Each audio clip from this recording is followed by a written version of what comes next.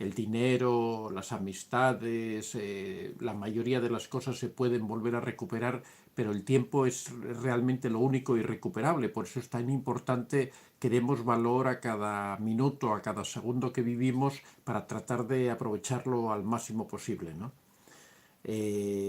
Sandra Lorena Reyes Serenas, buenas noches desde Tijuana, México. Hoy tenemos un tema muy interesante que me lo habéis pedido el lunes, el día anterior que hemos tenido el directo, y que se trata sobre los chivos expiatorios, esos hijos que siempre son los que tienen que cargar con las culpas de esas dinámicas retorcidas que tienen las familias narcisistas. La expresión chivo expiatorio, después vamos a profundizar sobre el asunto chivo expiatorio, viene de la religión judía, en donde los judíos para pedir perdón por sus pecados tenían que sacrificar un chivo, ¿no? Normalmente eran dos chivos los que se sacrificaban en la tradición hebrea, que era un chivo se sacrificaba realmente, se le mataba, y otro chivo se abandonaba en el desierto, de forma que de alguna forma representa los dos papeles que cumple el chivo expiatorio dentro de esta dinámica de los narcisistas. Pero ya digo, un poquitín más adelante, cuando ya todas las personas se hayan incorporado, vamos a tratar este tema más en profundidad. La verdad es que el tema del chivo expiatorio ha dado lugar a mucha literatura, ha dado lugar a muchas historias, es algo que se cumple en la mayoría de las familias, pero vamos a ver esos matices que tiene, esas consecuencias que tiene para ese hijo que tiene que cargar con esa responsabilidad, qué es lo que ocurre con los otros hijos. Bueno, la dinámica de la familia narcisista es una dinámica muy especial que también algún día tendremos que dedicarle algún directo para hablar un poco sobre esas peculiaridades de las familias narcisistas. Germania Marte, ¿una persona puede tener trastorno narcisista por un accidente en la cabeza? No, trastorno narcisista no, porque siempre hemos comentado que el trastorno narcisista se produce por un problema en el sistema educativo, por un problema en la escala de valores que tiene el individuo adquiridos por la educación. El narcisismo surge en la infancia cuando un hijo es sobreprotegido, cuando a un hijo no se le permite enfrentarse con las dificultades de la vida, cuando se le da todo hecho, cuando se le halaga por cualquier cosa inmerecidamente, cuando se le atribuyen méritos que no tiene, cuando se le protege excesivamente frente a los demás. El niño va creando una escala de valores errónea en donde piensa que él es más importante que los demás, que él tiene más derechos que los demás, que con la manipulación puede conseguir todo aquello que quiera. Lo aprende porque rápidamente aprende a manipular a sus padres, aprende qué es lo que tiene que hacer para conseguir las cosas que quiere. Es un niño que aprende que si llora, si patalea, si grita, si gime, pues le van a dar lo que él quiere, de forma que rápidamente aprende que ese es el mecanismo para lograr las cosas y no el esfuerzo, no el sacrificio, no el prepararse para afrontar las dificultades, sino más bien la manipulación, el control emocional de las personas. Mientras que una persona que tiene un accidente en la cabeza, pues lo que le puede ocurrir es que haya conductas que se alteren. Bueno, se ha trabajado, hay mucha literatura al respecto sobre qué zonas del cerebro cuando se dañan causan alteraciones en la conducta, pero no tiene nada que ver con el narcisismo, sino que pueden ser conductas de que cambie el carácter de la persona, que la persona se vuelva irascible, que la persona sea irreflexiva. Se pueden dar muchas circunstancias, también al contrario, que la persona se vea apagada, que pierda su emotividad. Por ejemplo, en la lobotomía, por ejemplo, es cuando había una persona que era excesivamente emocional, que era excesivamente pasional. Allá en los años 20 o por ahí, se inventó una enfermedad, se inventó una operación que se llamó la lobotomía frontal o prefrontal, que consistía en introducir a través de la nariz una aguja con un pequeño corte, un bisturí especial con el que se cortaba la conexión de la corteza prefrontal con el resto del cerebro, y eso lo que provocaba era un apagamiento de la emotividad de la persona. Bueno, hay una película, no recuerdo ahora el título, muy buena que se hizo sobre este tema. A ver si recuerdo, bueno, no recuerdo ahora mismo ni el título. Iba a decir la protagonista de la película, bueno, si me acuerdo lo comentaré, que trata, bueno, hay muchas películas, ¿no? Sobre el tema de la lobotomía, hay muchos estudios y muchas películas, mucha literatura para cualquiera que le pueda interesar. Floris Sabao me interesa mucho. Guadalupe Garza, don Antonio, yo fui chivatizada, dígame, huyo o lo confronto. Dígame, ¿huyo o confronto tantas mentiras? Bueno, vamos a hablar después sobre esto. Floris Sabau, mi hijo sufre mucho cuando se dio cuenta del origen de su comportamiento de su padre. No sé cómo manejar la situación. Eh, bueno, en estos casos, Flori, yo no sé cómo es la relación que ahora mismo estás teniendo, no sé qué ideas tienes, si quieres continuar. Lo normal es que cuando se dan este tipo de relaciones narcisistas, la mejor solución, por supuesto, es romper esa relación y tratar de alejarse del narcisista. Pero claro, en todo esto influyen tantos factores que a veces es difícil tomar decisiones al respecto, ¿no?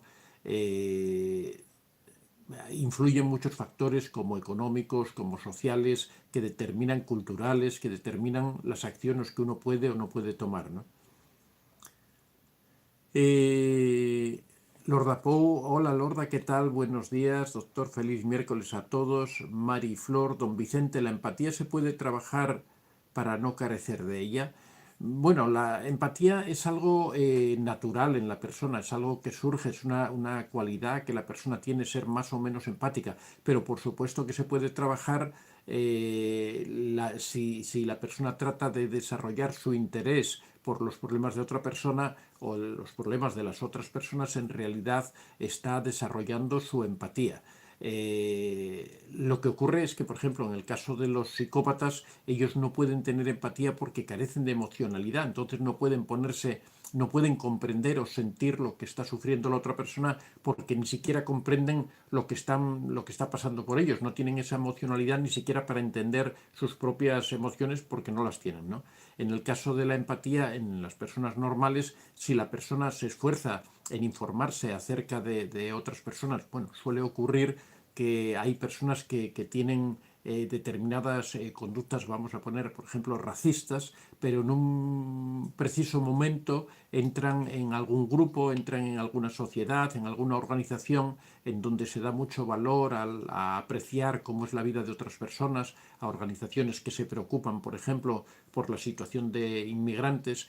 Y estas personas, cuando conocen la realidad de la situación de las personas, cuando se dan cuenta de que a los que tienen enfrente son personas exactamente igual que ellos, que sufren por situaciones la mayoría de las veces absolutamente involuntarias para esa persona que sufre, estos individuos cambian su forma de ver la vida, cambian su forma de entender las cosas y empiezan a ser empáticos con esos emigrantes o con esas personas que están sufriendo, ¿no?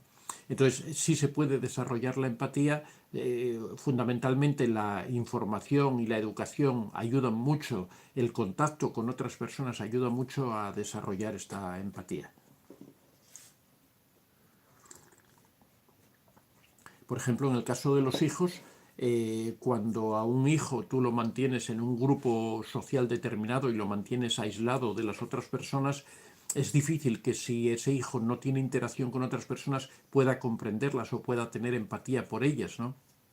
Esto se vio muy bien, por ejemplo, en la Alemania nazi, cuando se segregaba a todo aquel que no fuera de raza aria y a los hijos se les obligaba a vivir en ese entorno en donde constantemente se le mandaban mensajes, aquí sí que podríamos decir totalmente narcisistas, para formarlo en esa idea de la raza aria. Entonces esas personas no tenían empatía por los del entorno. Sin embargo, después cuando esos niños entraban en contacto con niños de otras razas, entraban en contacto con niños de otras culturas y convivían con ellos, jugaban con ellos, terminaban desarrollando amistad, terminaban desarrollando empatía y terminaban sintiendo lo mismo que sentían las otras personas, ¿no? Es un ejemplo, bueno, típico, la historia se dio cuando una población se aísla. Cuando una población solo mira hacia sí mismo, normalmente pierde la empatía por los otros grupos, por las otras personas. Eh,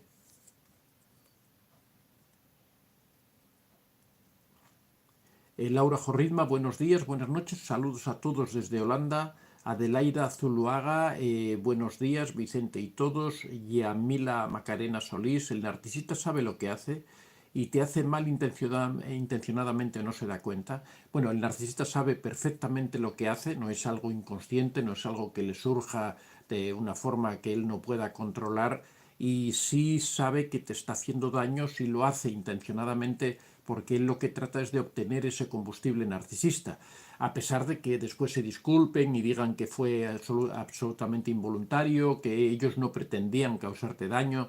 La verdad es que ellos son conscientes perfectamente, y la prueba es que lo repiten una y otra vez, porque uno puede una vez equivocarse y provocar daño a la otra persona inadvertidamente. A veces nos pasa a todos, ¿no? Que decimos algo o hacemos algo que puede dañar a otras personas, pero cuando nos damos cuenta de esa situación, cuando nos damos cuenta de lo que han provocado nuestras acciones, lo que ocurre es que pedimos disculpas, vamos hacia la otra persona y tratamos de hacerle ver que no ha sido nuestra voluntad el hacerle daño, y sobre todo tenemos un propósito de la enmienda, tenemos el propósito, la idea de que eso no se vuelva a repetir, de forma que tomamos las medidas adecuadas para no volver a cometer nosotros ese mismo error. En el caso de los narcisistas eso no ocurre, como las personas que conviven con narcisistas saben que las faltas de respeto, las humillaciones se repiten una y otra vez, después pide perdón, después te dice que no, cuando llega esa fase de bombardeo amoroso, en ese refuerzo intermitente que se va produciendo, cuando llegan esos momentos en que el narcisista muestra su buena cara, ahí te pide perdón por todo, te dice que no ha sido su intención, que siente que hayas sufrido por ello. Muchas veces te hacen ver que es culpa tuya por tus comportamientos y por tu forma de actuar, pero en realidad nuevamente al cabo de un tiempo vuelve a reproducirse esa conducta, vuelve, y te das cuenta de que realmente no tiene absolutamente ningún propósito de la enmienda, que no tiene ninguna idea ni ninguna voluntad de cambiar la situación, y que repite exactamente las mismas conductas de las que se estaba arrepintiendo antes, de las que te estaba pidiendo disculpas anteriormente, con lo cual es absolutamente consciente de lo que está haciendo, es consciente del daño que está provocando y es consciente de que te está haciendo sufrir. No puede ser tan tonto de que no se dé cuenta de que repitiendo las mismas acciones que ya te provocaron daño anteriormente, te lo va a volver a provocar. Eso es algo lógico.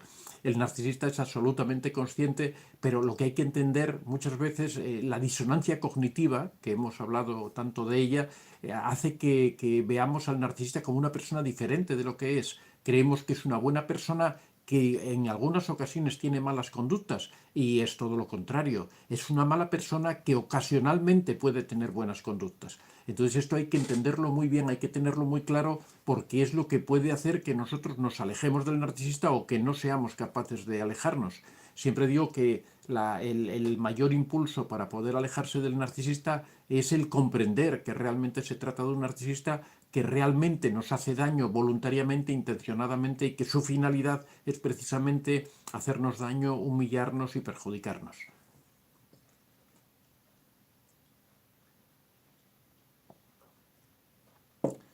Flavia Viana, hola señor Antonio, ¿por qué el narcisista actúa como si fueran ellos los que te abandonan?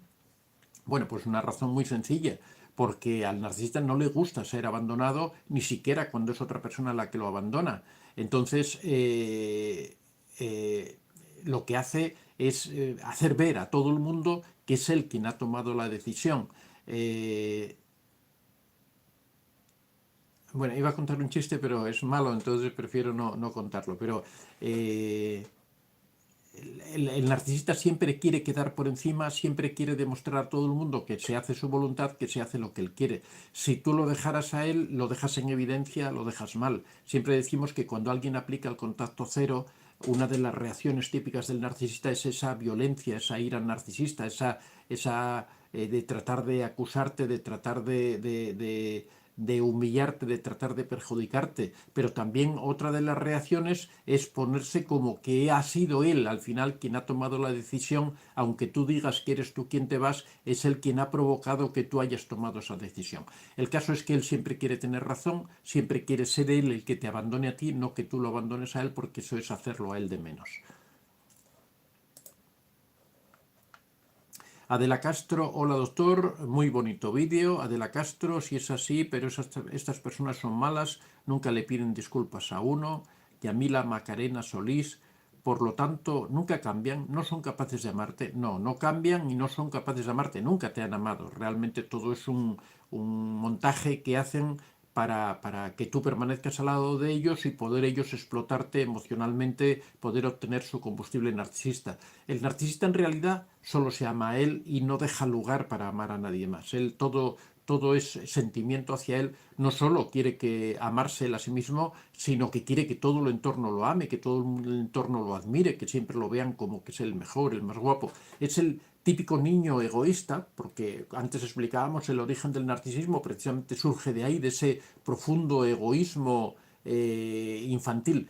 Si tuviéramos que explicarlo en términos psicoanalíticos, ya sabéis que yo soy contrario al psicoanálisis, pero bueno, como literatura queda muy bien, entonces, si yo tuviera que explicarlo en términos psicoanalíticos, diría que es un niño que no ha superado la fase egocéntrica o la fase egoísta que pasan todos los niños. Sabéis que todos los niños entre los 2 y los 6 años aproximadamente atraviesan una fase egocéntrica en donde ellos son el centro del universo, en donde todo es yo, y todo lo entienden en función de ellos mismos. Sería algo así como que son niños que no han sido capaces de superar esa fase egoísta y siguen de adultos viviendo en esa fase en donde creen que ellos son el centro del universo, que creen que todo se lo merecen ellos, que todo el mundo tiene que estar a su servicio y que todo está a su disposición y que fuera de su mundo, de su campo, no existe nada, ¿no? Es la típica, el típico juego del niño por ejemplo, en El Rey de la Selva, cuando el Rey de la Selva, no, es otra película, cuando juegan a ese juego de que desaparece y vuelve a aparecer, que el león juega con el niño, no recuerdo, a la Edad del Hielo, me parece que es la película. Bueno, el caso es que los niños en esa fase, cuando ven algo, eso existe, cuando no lo ven, eso no existe, porque creen que todo está en función de sus percepciones y de sus sensaciones.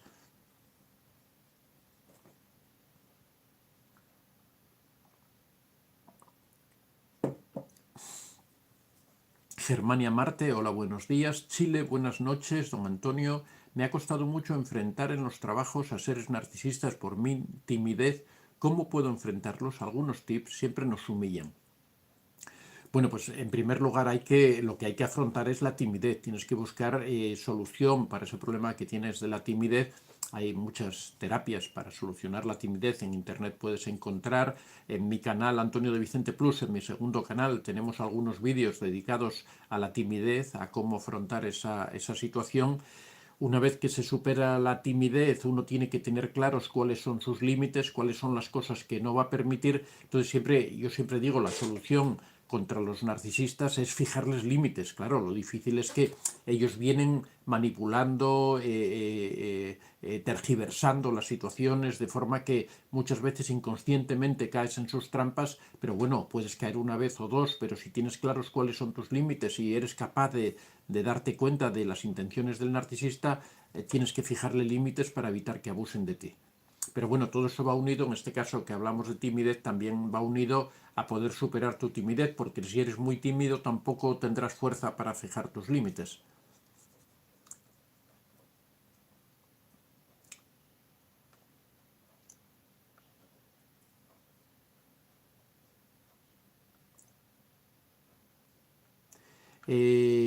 Adela Castro, fuertes con la ayuda de Dios, todo se puede. Germania Marte, el narcisista nunca me pide perdón, él me pide que le pida perdón yo por causarle el daño de la calumnia y espera que yo cambie. Bueno, eso es característico de los narcisistas. El narcisista siempre se cree que es el que tiene razón, siempre se cree que son los demás los que están equivocados y fuerza a los demás a que cambien de opinión e incluso a que se sientan culpables de haber sido ellos los que los que han provocado el daño. Incluso se dan las circunstancias, tantas veces hemos visto, de que te traicionan, te son infieles y después te acusan a ti de que tú eres la responsable o el responsable de que ellos hayan sido infieles, ¿no?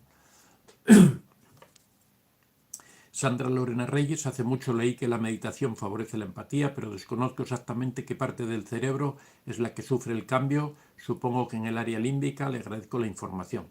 Eh, bueno, aquí hay, bueno, tendríamos que entrar en cuestiones filosóficas, pero el cambio no es un cambio orgánico en el área límbica, lo que hay es un cambio de programación. Podríamos hablar en términos informáticos del software y del hardware, ¿no? El hardware es el aparato, el ordenador, el procesador, mientras que el software es el lenguaje o el programa que funciona, ¿no? En estos casos lo que cambia es el software, lo que cambia es esa programación que nosotros tenemos en la cabeza cuando recibimos información, cuando entramos en contacto con otras personas, lo que explicaba antes de los nazis, por ejemplo, cuando los aislaban para que no tuvieran empatía con los judíos. Bueno, todo eso en lo que se basa es en manipular la información que reciben las personas, es decir, la parte software. No se afecta para nada la parte hardware. Por ejemplo, para explicar un poco la diferencia entre el narcisismo, para entender mejor este concepto, la diferencia entre el narcisista y el psicópata es que en el caso del psicópata es un problema de hardware y en el caso del narcisista es un problema de software, ¿no? Por entender. En este caso, cuando hablamos de empatía, estamos hablando de software, estamos hablando de comunicación que recibe la persona, comunicación emocional que se transforma en sentimientos, en percepciones, en formas de comportarse, ¿no? Mientras que hay problemas como todos los problemas psiquiátricos en general, por eso establecemos también esa diferencia entre psicología y psiquiatría, porque la psiquiatría trabajaría más problemas del hardware, de la parte estructural del cerebro, mientras que la psicología trata sobre problemas del software, de la programación, de cómo recibimos la información, de cómo la procesamos. Pero bueno, de todas formas, la meditación favorece la empatía, profundizando en esto que hablábamos, porque lo que hace la meditación es que afecta al software, afecta a cómo procesamos la información. Lo que hace la meditación es que nos hace más conscientes de lo que estamos pensando, de lo que estamos entendiendo, de lo que estamos viviendo, pero no la meditación, por supuesto, entre el software y el hardware siempre existe una interrelación. Es lo que, por ejemplo, en algunos casos lo que llamamos la somatización, que es que hay hechos que forman parte de ese software, de esa información, pero pueden terminar afectando a la parte del hardware, a la parte de la estructura física. Por ejemplo, cuando una persona tiene una enfermedad, por ejemplo, una depresión, lo que le ocurre es que la depresión puede provocar una disminución en su sistema defensivo, en su sistema inmunitario, y esa persona puede enfermar con mayor facilidad. Esto ocurre también, por ejemplo, cuando se viven situaciones de mucho estrés. Cuando se viven situaciones de mucho estrés, el proceso que suele ocurrir es que en el cuerpo aumenta el cortisol. Cuando aumenta el cortisol, disminuye el sistema inmunitario, con lo cual la persona es mucho más propensa a sufrir gripes, a sufrir resfriados, a sufrir enfermedades, ¿no? Es la relación que existe entre el software y el hardware, hablando en los términos informáticos que hablábamos antes. Mar Bizueto. A ver. Mar Bizueto, hola, buenas noches. Aun cuando hagan ver que el abandono están conscientes de la realidad, es decir, que fueron abandonados, sí, el narcisista se da cuenta de que eso ocurre, por eso se provoca esa rabia tremenda cuando los abandonan, ¿no? A pesar de que te echen a ti la culpa, igual rabian, igual tratan de impedirlo, igual precisamente porque se dan cuenta de que eso está ocurriendo, ¿no? Lo que pasa es que de cara a los demás no quieren admitir que es la otra persona la que los está dejando.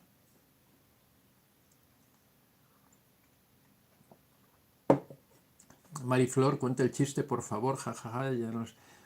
Bueno, el chiste es ese de el hombre que su mujer le pega, ¿no? Y lo echa de casa. Entonces los vecinos oyen todos los días cómo esta mujer le pega a este hombre o le molesta a este hombre hasta que lo echa de casa, ¿no? Todos los días ocurren estas discusiones. Entonces los vecinos, los hombres en general, se ríen de este otro hombre, le dicen, oye, vaya mujer que tienes, que te domina, que te pega, que puede contigo, que te echa de casa todos los días. Entonces este hombre, en una ocasión, estaba en casa y empezó a discutir con la mujer y la mujer empezaba a darle gritos y él no sabía qué hacer. Entonces de repente empieza a gritar él, empieza a decirle, pues estoy harto, pues no sé qué, pues no sé cuánto, y me voy de casa. Y se va antes de que lo echen, ¿no? Entonces, bueno, no era así el chiste, era un poco diferente. Lo tira por la ventana, pero bueno, no importa. El chiste es malo y no tiene solución. No soy bueno para contar chistes, ¿eh? A ver, Yamila Macarena, usted es increíble, este vídeo puede quedar así, puedo guardarlo, me ayuda mucho todo lo que me enseña. Bueno, el vídeo queda subido, después una vez que terminamos yo subo el vídeo a los vídeos normales, así que lo podéis encontrar y podéis volver a verlo por si tenéis interés en aclarar alguna de las cosas que hemos hablado. Flavia Viana, si pide perdón, pero solo lo hace para manipular a la víctima. Adela Castro, nunca cambian, ellos a nadie, quieren ser malvados. María Currejes, buen miércoles, don Antonio, excelentes sus exponencias, saludos cordiales desde Buenos Aires, siempre agradecida, bueno, gracias a vosotros que estáis ahí.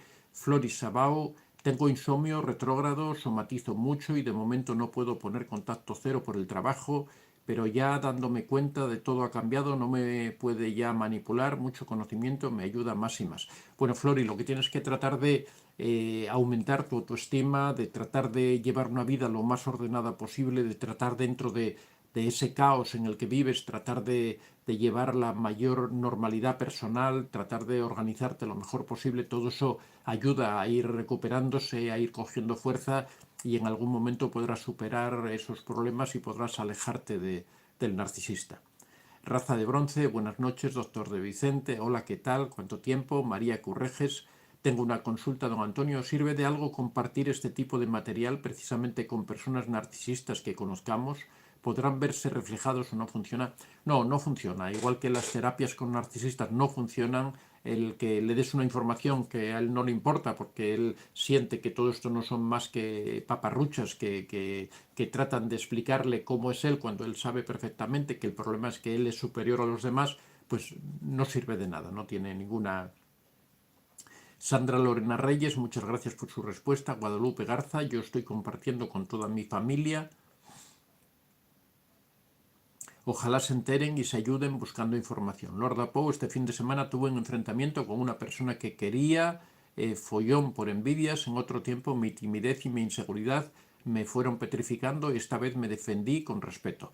Muy bien, Lorda, esa precisamente es la asertividad. Espero que lo hayas hecho con contundencia y con claridad para que no se repita.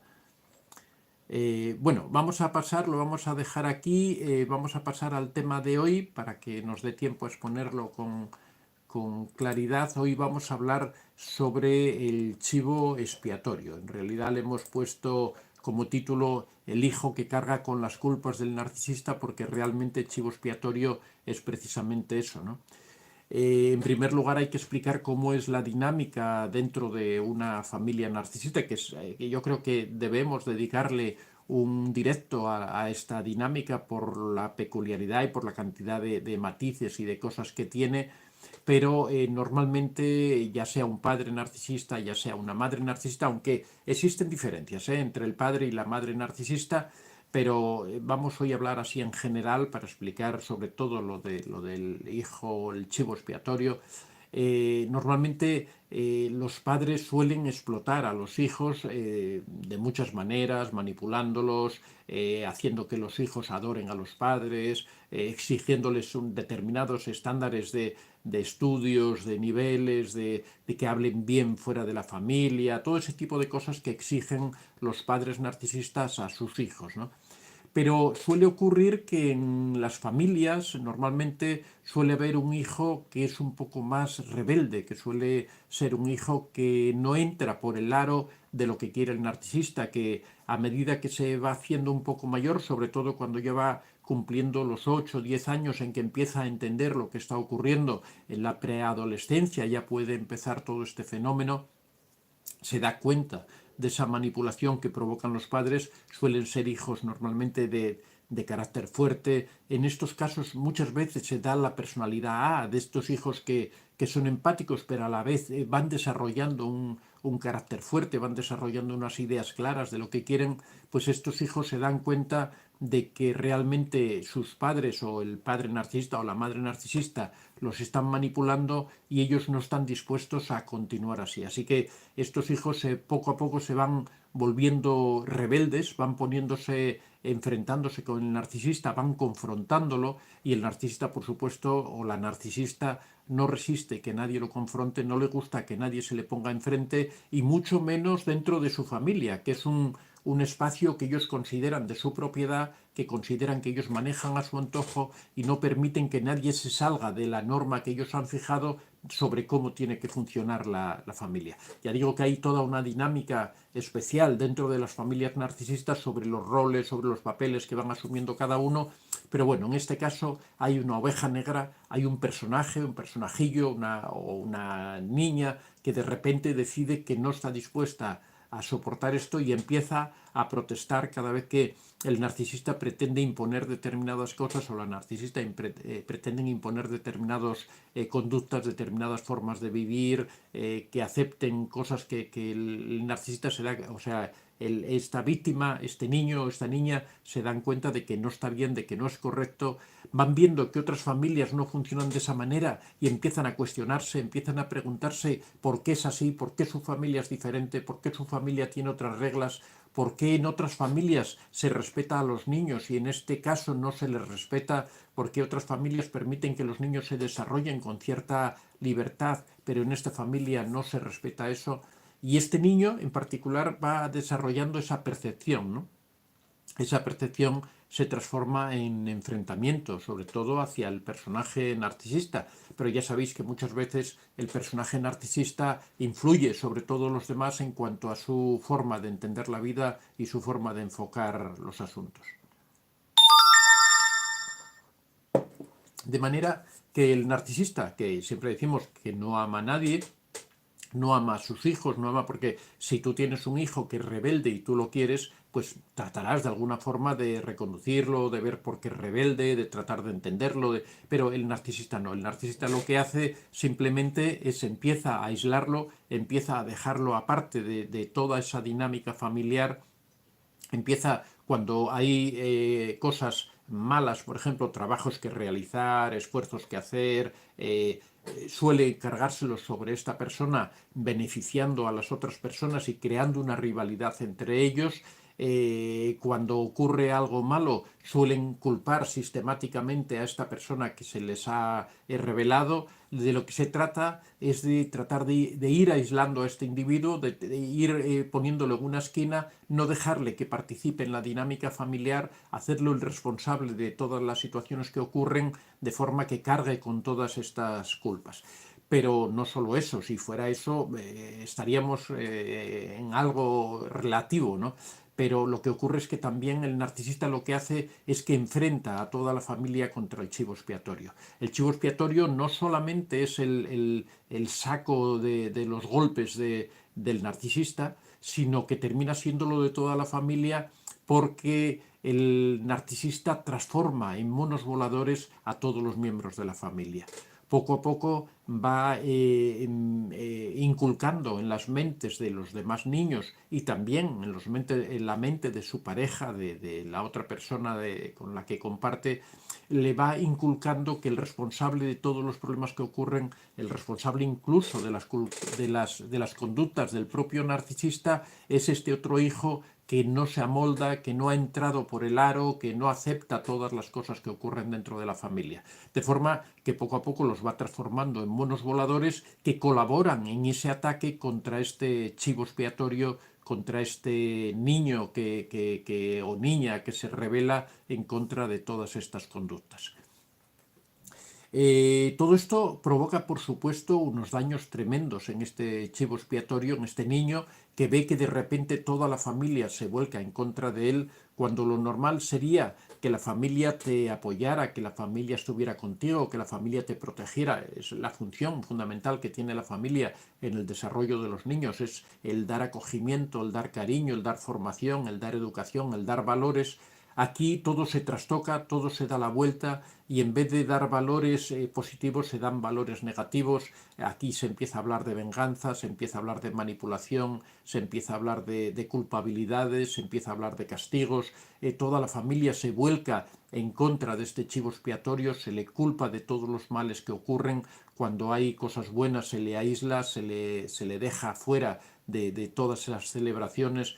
Siempre cuando vienen cualquier visita se presenta una imagen negativa de este niño. No, es que con este no hay quien pueda, es que es un niño demasiado rebelde, es que nunca se amolda a nada, es que es mal estudiante, es que es mala persona, es que no sabe ni lo que quiere, es un egoísta, es un explotador. Todo actúa como una especie de espejo y todos esos defectos, todas esas maldades que tiene esta familia narcisista se reflejan sobre este chivo expiatorio y se le acusa a él precisamente de todos los problemas que está viendo dentro de la familia. Esto, por supuesto, para un niño que está en una fase de desarrollo personal, de desarrollo vital, de desarrollo moral, donde se van creando sus valores, por supuesto, le crea un daño tremendo que va a arrastrar a lo largo de toda su vida, a pesar de que digamos que es una personalidad A, a pesar de que digamos de que es un niño que tiene su carácter, es un niño que se ha revelado, es un niño que no se ha amoldado, con lo cual ya algo de excepcional tiene, algo de bueno tiene, ¿no? Porque es capaz de ver que las cosas no van por el camino que tienen que ir y se revela contra ellos. Siempre quien se revela contra algo malo, alguna virtud importante tiene para poder hacer eso y para darse cuenta de que realmente las cosas no deberían ser así.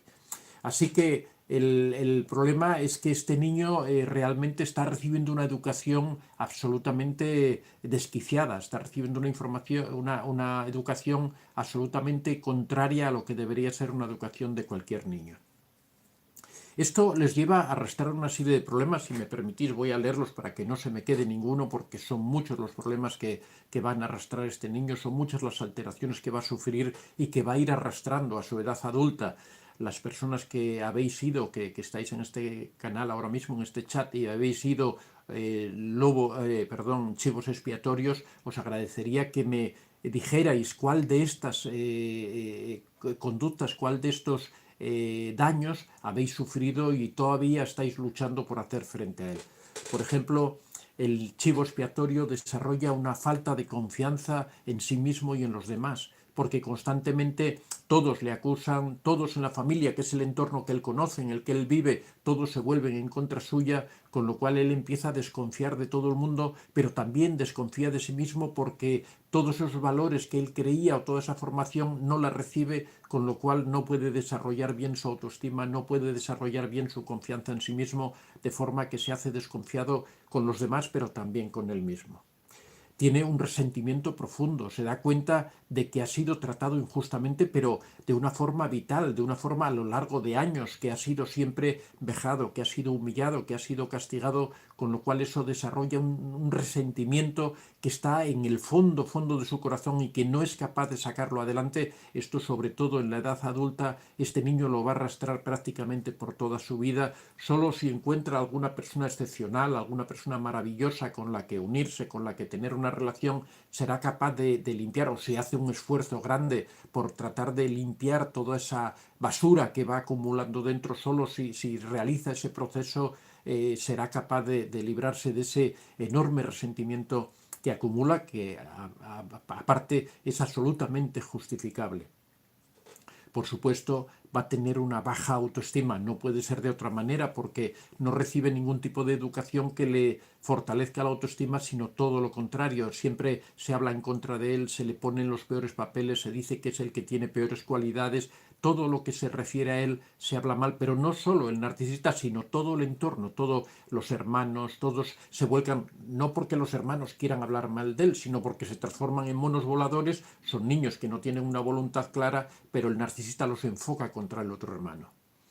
Se culpan a sí mismos por cómo los tratan, porque esa idea del narcisista de culpabilizar siempre al niño, el niño la termina interiorizando y empieza a sentir que puede ser que él sea el culpable de todo lo que le ocurre. Si constantemente se lo están repitiendo que él es el culpable de las situaciones que se dan, termina interiorizándolo y creyendo que es cierto.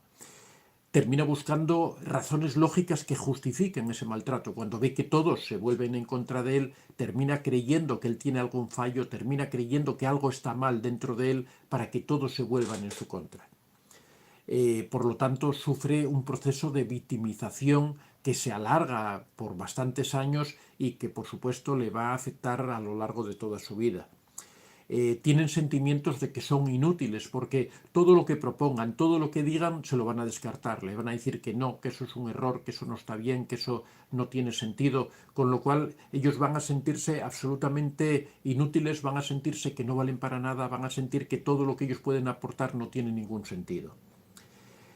Tienden a sentirse feos, incompetentes, estúpidos, tontos, porque es lo que constantemente, el mensaje que están recibiendo constantemente. No, tú no digas eso porque tú de esto no sabes. Tú mejor te callas la boca. No, tú mejor no digas nada porque no dices más que tonterías. Terminan creyendo que realmente son tontos, que realmente no saben lo que dicen, que realmente son absolutamente incompetentes y que no saben hacer nada. Por todo ello, es frecuente que tengan dificultades académicas, esa idea que interiorizan de que no son capaces, esa autoestima bajísima que les hace no tener confianza en sí mismos, les hace que habitualmente tengan fracasos en sus estudios, que les cueste mucho sacar adelante cualquier proyecto que se planteen. Evitan las situaciones o las circunstancias competitivas, precisamente porque no tienen confianza en sí mismo. A lo largo de la vida, cuando se encuentren en situaciones de competencia con otras personas, siempre se va a considerar que es inferior a los demás y no va a tratar de luchar por todo eso, va a evitar esas circunstancias en las que tiene miedo de salir perjudicado, en las que tiene miedo de salir mal, porque ha desarrollado esa conciencia de que él es inferior a los demás, de que es peor que los demás, que no tiene la capacidad para hacer frente como la tienen los demás.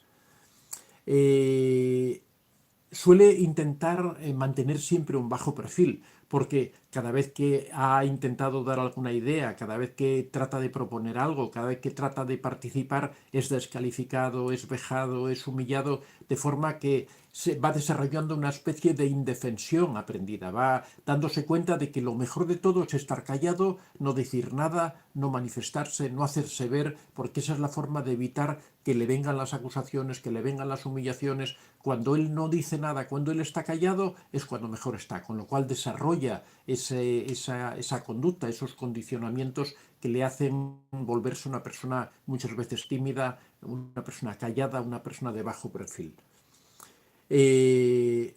Cuando llega el momento en que explotan con una ira incontrolable, porque como hemos dicho, son personas que tratan de desarrollar ese bajo perfil. Lo que ocurre es que cuando van sufriendo humillaciones, cuando van sufriendo vejaciones, cuando van sufriendo contrariedades, eso lo van acumulando. Es como una caldera, ¿no?, que se le va metiendo presión, se le va metiendo presión, pero claro, llega un momento en que esa caldera explota, y cuando explota es terrible. Sacan una violencia inusitada, una violencia incontrolable. Ellos mismos son incapaces de controlarse porque esa presión que tienen dentro es demasiado para poder contenerla dentro de ellos mismos. Suelen ser personas pesimistas, suelen ser personas que ven las cosas con pocas posibilidades de éxito, porque bueno, la verdad es que a lo largo de su infancia es una infancia que conduce hacia el pesimismo. Cualquier cosa que proponen sale mal, todas las ideas que ellos digan no tienen sentido, cualquier deseo que tengan, si la familia se da cuenta, va a hacer lo contrario. Siempre van a estar en contra de cualquier proposición que haga, así que va desarrollando una personalidad pesimista en donde todo lo ve de una forma negativa. Creen estar en deuda con los demás. Esto es algo que desarrollan precisamente porque el narcisista les hace ver que todo lo que el chivo expiatorio tiene es gracias a la familia, todo se lo debe a la familia, él no tiene ningún mérito, él es un mantenido, él es una persona que está ahí gracias a la condescendencia, a la generosidad de los demás, con lo cual él desarrolla una idea de que todo lo que tiene, todo se lo debe a los otros y no se da mérito a sí mismo ni a nada de lo que él pueda conseguir. Todo esto hace que muchas veces desarrollen papeles en los que quieren ser redentores de los demás. Precisamente el sentirse ellos tan humillados, el sentirse tan aplastados, hace que cuando ve que esta situación se repite en otras personas, cuando ve que hay otras personas que son humilladas, ellos quieran salir como en defensores de las otras personas, porque desarrollan una empatía especial para aquellas personas que sufren, para aquellas personas que lo pasan mal, porque precisamente ellos lo han pasado mal y comprenden lo que es vivir en esas situaciones, comprenden lo que es estar en esos lugares, en esas familias. También desarrollan esa habilidad, porque la han aprendido cuando ya son adultos, cuando ya tienen sus propias familias, de culpar a las otras personas, de achacar los problemas a los demás sin ninguna razón y sin ningún motivo. Esto es una de las consecuencias negativas, de los aprendizajes negativos que tiene el chivo expiatorio, es que aprende a culpabilizar a los demás, aprende a quitar su responsabilidad y echarla sobre las otras personas sin ninguna razón, sin motivo, pero esto es una conducta aprendida que él ha trasladado de cómo lo trataban a él a cómo trata él después a las personas. Algunos tratan de demostrar su valía una vez que son adultos, haciendo precisamente lo contrario. Tratan de demostrar a todo el mundo que son capaces de hacer muchas cosas, con lo cual se vuelven unas personas terriblemente competitivas que tratan de demostrar a todo el mundo las enormes capacidades que tienen. Después, en ocasiones, cuando llegan a una edad universitaria, se transforman en tremendos estudiantes, en tremendos trabajadores, en personas que luchan desaforadamente porque lo que tratan es de demostrar al mundo que sí son capaces. Tratan de dar la versión. Esto no ocurre con todos los chivos expiatorios, pero sí hay algunos que tienen ese coraje interior que les hace decir a todo el mundo: yo no soy como me han pintado, yo no soy de esta manera, yo no soy así, yo soy una persona distinta. Entonces empiezan a desarrollar una parte competitiva terrible, en donde siempre quieren ganar, en donde siempre quieren demostrar que son los mejores. No como un narcisista, sino simplemente tratar de que todo el mundo vea que ellos son capaces de hacer cosas, que no son esas personas inútiles que se pintaba, que se reflejaba dentro de la familia narcisista, sino que tienen grandes capacidades. Como podéis ver, el chivo expiatorio recibe unas cargas enormes por parte de la familia, cargas negativas, pesos negativos, que después esa mochila enorme que va a tener que ir arrastrando a lo largo de toda su vida. Cuando tienen la suerte de que se encuentran más adelante con personas buenas, con personas cariñosas, con personas comprensivas que lo ayudan, muchas veces es capaz de revertir esta situación y conseguir tener una vida normalizada, una vida adecuada. También pueden recurrir a un psicólogo para que les ayude a dar ese giro en su vida, a quitarse esa mochila pesada que llevan. Por último, bueno, como os digo, dentro de lo que son las dinámicas de la familia narcisista habría mucho que hablar, pero por dar un último apunte a todo esto y poder entrar un poco en las preguntas, también señalar que dependiendo de que sea el padre narcisista o la madre narcisista, la situación cambia. Cuando se trata del padre narcisista, normalmente el chivo expiatorio suele ser un chico y la niña de oro o el personaje de oro suele ser una niña. En el caso de la mujer, de la madre narcisista, es al contrario. El chivo expiatorio suele ser una niña, mientras que el niño de oro suele ser un niño. Bueno, eso ocurre por una especie de preferencia de género que tiene cada uno, pero ya digo que estos son otros aspectos que entran dentro de esta dinámica familiar narcisista, que en algún momento vamos a hablar sobre ella, porque ya digo que tiene mucho de lo que hablar, tiene mucho jugo, tiene muchas cosas que reseñar. Hasta aquí el tema de hoy. Para que nos dé tiempo, nos quedan 7 minutos para tratar de contestar algunas preguntas que, como iba viendo, realmente hay muchas. Vamos a ver.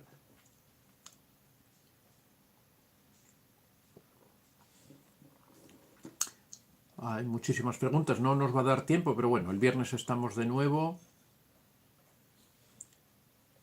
Bueno, vamos a ver, lo habíamos dejado aquí en Laura Jorrizma. Esto es un asunto conductual y no quieren cambiar porque así están cómodos, solo ayuda no darles lo que quieren. La víctima, que al final son los más fuertes, tienen que recuperar su autoestima. Contacto cero. Esther Vegana Madrid, buenos días Antonio, gracias por tus vídeos porque ayudan a muchas personas que hemos sufrido acoso de un narcisista. En mi caso ya he pasado por esto y estoy muy bien, un beso grande. Bueno, muchas gracias, enhorabuena por haber conseguido alejarte del narcisista. Eres un ejemplo para las personas que están en este momento inmersas en estas situaciones. Yamila Macarena Solís, mis hijos crecieron con un narcisista, tengo miedo que les perjudique, estoy separándome, pero temo por ellos en un futuro ya que pasaron muchísimas cosas, muchas feas situaciones de él en contra mí. Tienen 5 y 8 años. Bueno, lo que tienes que entender es que los niños tienen una capacidad de recuperación, de plasticidad, de desarrollarse tremenda, con lo cual el hecho de que ahora mismo te estés separando es algo bueno porque tus hijos van a tener un tiempo en el que van a poder estar sin vivir en esta dinámica de la familia narcisista, precisamente de lo que hablábamos, de estas fuerzas que existen dentro de la familia narcisista. Por eso yo siempre digo que es preferible, en caso de estar en una situación que sea complicada, que sea dura, que sea de muchos enfrentamientos diarios, es preferible romper la relación, es preferible separarse, aunque haya hijos de por medio, es preferible una familia rota a una familia tóxica, ¿no? Entonces, bueno, enhorabuena por el paso que estás dando y adelante con mucha energía y dales mucho cariño, mucho amor, mucha comprensión. Eso no quiere decir que los malcríes, ¿no? Fíjales sus límites, pero enséñales valores positivos y no te preocupes que los niños tienen una capacidad de desarrollo y de recuperación tremenda y la van a aplicar, ¿no? Mar Bizueto, ¿qué es peor, que se bloquea a un narcisista o que se le ignore? Bueno, ignorar, bueno, aplicar el contacto cero supone todo ello, supone bloquearlo e ignorarlo. Hay que hacerlo todo, no solamente bloquearlo en tus redes sociales, sino también ignorarlo, entendiendo que bloquearlo se refiere eso, a las redes sociales, e ignorarlo se refiere a su relación, a la relación en persona, ¿no? Hay que aplicarlo todo a la vez. Es importante hacer las dos cosas. Una sin la otra no sirve, o sea, no sirve nada de bloquearlo si no lo ignoras, y no sirve nada ignorarlo si no lo bloqueas en tus redes sociales y él puede acceder constantemente a mandarte mensajes y a influir emocionalmente en ti. Lorda Pou, me quedé sorprendida, seguí tranquila y estaba como una loca, vi mi crecimiento, he hecho mucho trabajo en estos años, gracias por la parte que te toca por el curso de autoestima. Bueno, hay que decir que, yo no lo quería decir, pero bueno, que Lorda Pou es una de las personas que ha hecho la primera edición del curso de autoestima, que le ha venido de maravilla, ha desarrollado su personalidad. No voy a atribuirme yo solo el mérito, porque el mérito realmente es de ella. Ella ya venía trabajando en esto desde hace ya mucho tiempo. El taller de autoestima ha sido la guinda del pastel de todo su trabajo de estos años y realmente es una persona que ha sufrido una transformación enorme y que ha cambiado enormemente. Bueno, cuando veo estos casos me siento personalmente orgulloso del trabajo que hago, pero sobre todo orgulloso de las personas con las que me relaciono, precisamente en este caso con Lorda, por el esfuerzo tan grande que hacen por salir de esta situación y por ver cómo lo logran, ¿no? Cómo salen adelante. Raza de bronce, María Curreje, solo le des armas para hacer algo, solo le das armas para hacer algo peor. Flavia Viana, si es verdad, se pone muy enojados cuando los abandonas. Yo lo abandoné y estaba muy envidioso. María Currejes, gracias por tu respuesta, Antonio. Guadalupe Garza, pongan su like. María Currejes, gracias, Raza de Bronce, un abrazo. Sandra Lorena Reyes, para los que no pueden hacer contacto cero, háganlo en su mente, es decir, comprender lo que ellos son, siéntanse ustedes bien, porque no somos nosotros los malvados, son ellos. Bueno, esa es la información que vamos tratando, muchas gracias, que tratamos de enviar desde aquí. Recordaros los libros, hablando precisamente de este tema, el contacto cero, cuando una persona tiene una relación con el la piedra gris, cuando una persona tiene una relación con el narcisista y no puede romperla definitivamente porque tienen hijos de por medio, porque comparten algo. La piedra gris es una técnica de alejamiento o enfriamiento emocional que ayuda a enfrentar a los narcisistas. También dentro de los libros que hemos publicado tenemos Cómo se lo explico al corazón, que es cómo una persona puede recuperarse después de haber tenido una experiencia con el narcisista, cómo puede aplicar el duelo, cómo puede cerrar esa situación, cómo puede pasar de ese vacío que queda después del narcisista a recuperar una vida plena, una vida feliz, una vida la vida que ella desea tener o que él desea tener, ¿no? Cómo reconocer a un narcisista, el libro en donde explicamos todos esos síntomas y esas características que tiene el narcisista. La madre narcisista, que ha sido número uno de ventas durante tantos meses, que ha tenido tanto éxito, tiene relación con el tema del que hablamos hoy. Aquí se habla también del chivo expiatorio, se habla de toda esa dinámica que se da dentro de la familia, de la que comentábamos que vamos a tener próximamente un directo para comentar todos esos intríngulis, todas esas cosas que ocurren dentro de la familia narcisista. La dependencia emocional, el problema grave que sufren las personas que conviven en relaciones tóxicas, con personas tóxicas, aunque también se puede dar dependencia emocional en una relación normal y corriente. El contacto cero, que es la técnica definitiva para hacer frente a los narcisistas. Ya he comentado que estoy ahora mismo terminando un libro, ya está en la imprenta, estamos haciendo las últimas correcciones, los últimos detalles, que es un libro un poquitín diferente porque es un libro más general, es un libro que trata sobre el sufrimiento emocional. Tiene que ver con los narcisistas, tiene que ver con las personas que no encuentran el sentido a la vida, tiene que ver con las personas que sufren depresión, tiene que ver con las personas que pierden un familiar. Hablamos del sufrimiento emocional en general.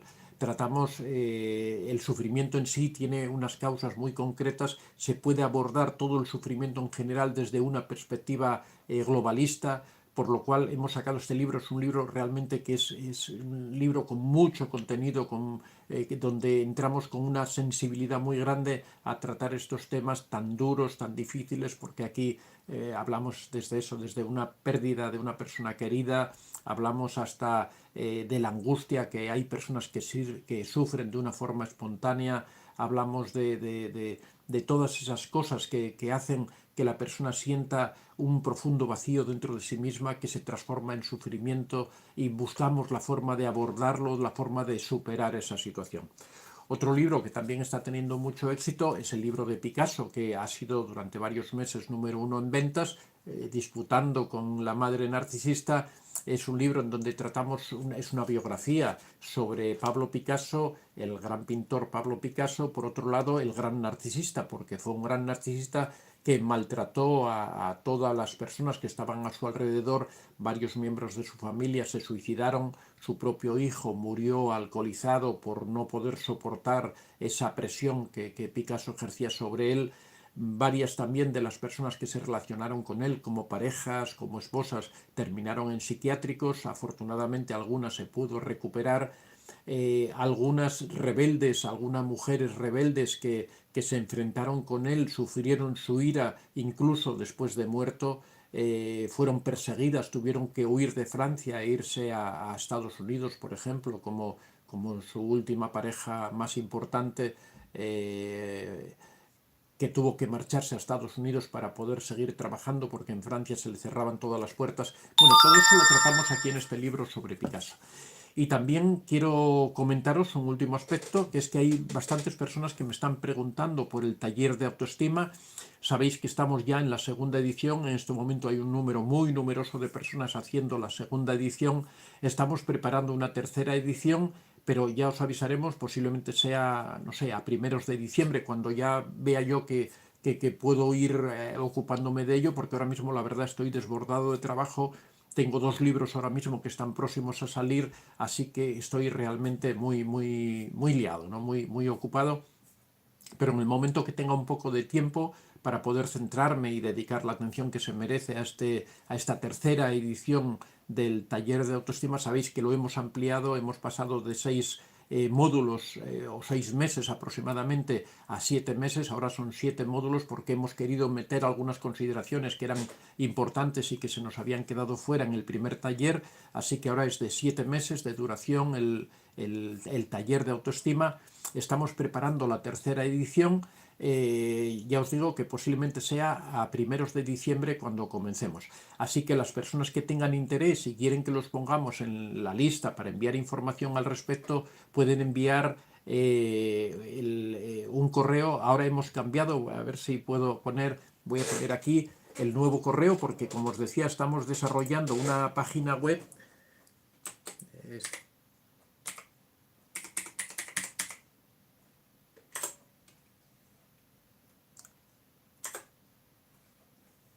Bueno, a ver si no me equivoco.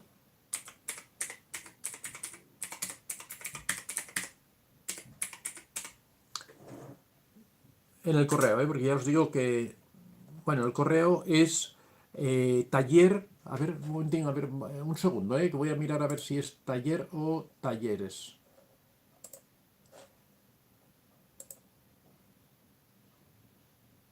Ah, no, está mal, así que repetimos.